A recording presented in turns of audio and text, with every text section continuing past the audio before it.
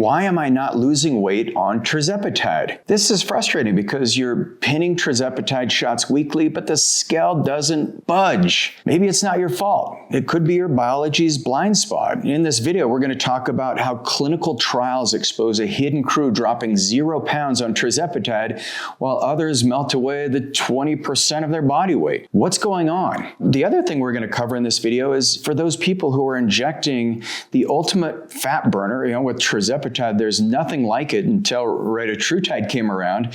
But this is like having a Ferrari revving in neutral. You're wondering, what's slamming on these metabolic brakes? The other thing we're going to uncover is why there are non-responders and why these non-responders in tirzepatide trials actually plateau and maybe they don't lose any weight at all. So for the full power of unstoppable fat loss, when we're talking tirzepatide, I'm going to show you why the scale isn't moving.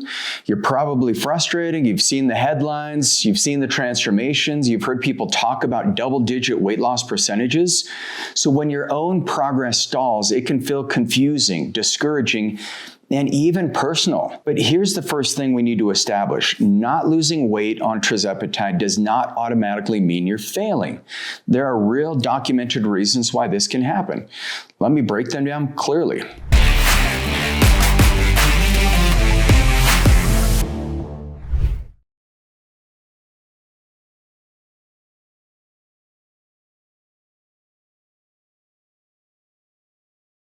First of all, let's talk about those of you who are the tirzepatide journey, you're non-responders. These are real.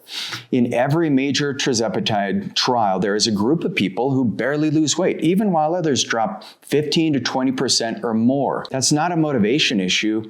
It's not a discipline issue. It's what researchers call, it's a pharmacologic non-response. In a 2024 multi-center international study, participants in the Surmount Phase 3 tirzepatide obesity trial, they looked at the weight loss trajectory over 72 weeks. This analysis included over 1,500 participants treated with tirzepatide. It was peer-reviewed and published, and the overall results showed an average weight reduction over 72 weeks, but about 1.8% of participants lost less than 5% of their body weight. That could be you. Even though it's a small group and it's a subgroup, but it's real. Even if there is a high efficacy drug class, there are individuals who simply do not respond the way the average person does.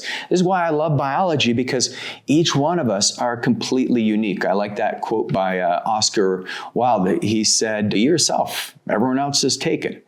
So if this is you, hang tight. We're going to dive into what you can do. Other summaries of tirzepatide trials showed the average weight loss of 7 to 11 kilograms, so for pounds, times that by 2.2, 40 to 52 weeks, and then up to 16 to 24 kilograms by 72 weeks. This is amazing, depending on the dose and the study design. So if your scale is flat compared to those averages, you're outside of this typical response curve. And when we're outside of the curve, the right move isn't shame, it's investigation. It's like, what's the underlying cause? Because I look at weight loss as first, you've got to get your body healthy, and then your body will start losing the weight. So think of this as Wi-Fi. You can install the best router in the world, but if your device has a damaged receiver, your speed won't change. Tirzepatide may be broadcasting the right signal metabolically, but if your body isn't picking it up, the result looks like, nothing is happening. Okay, let's talk about some of the other impediments: dose, dependency, and adaptation. And this is very common. Many people are technically on tirzepatide, but the dose ranges are very low. And I'm big into the smallest amount of input that yields the highest level of results. Now, in the Surmount program and related analysis, weight loss was dose dependent and time dependent. Higher doses and longer durations were associated with greater average weight reduction.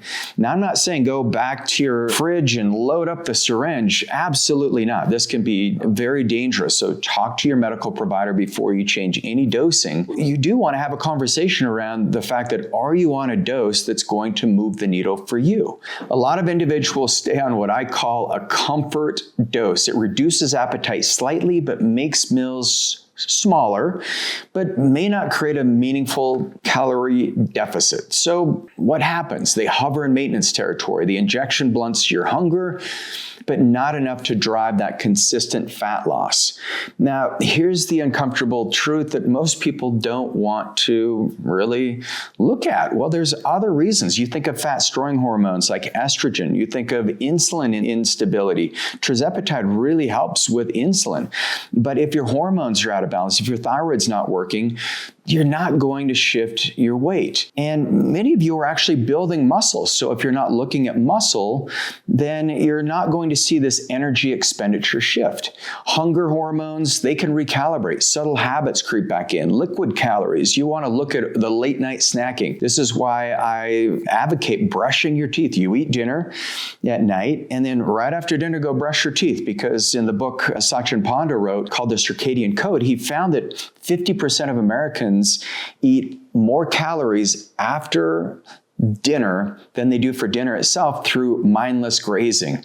So these small behaviors, they don't feel dramatic, but collectively, we found that they can erase that caloric deficit that you're trying to maintain. So if you think of long-term data on tirzepatide, there's dosing that's combined with a real energy gap. The medication supports appetite regulation and glycemic control, but it doesn't override fundamental energy balance. So being on the shot is not the same thing as being in a sustained caloric deficit. This is when people plateau. It's often this mix of biological adaptation and then our behavior just slightly drifts. We get soft, and so this is where you need to listen to some David Goggins videos and just get motivated. He's my son's #1 inspiration, which has been great because my son has made a dramatic transformation in his health just since he started listening to David Goggins. So when you combine, this combination can quietly neutralize what looked like a powerful tool. So here's the other thing. The third thing is when the liver, the gut, and the thyroid hit the brakes,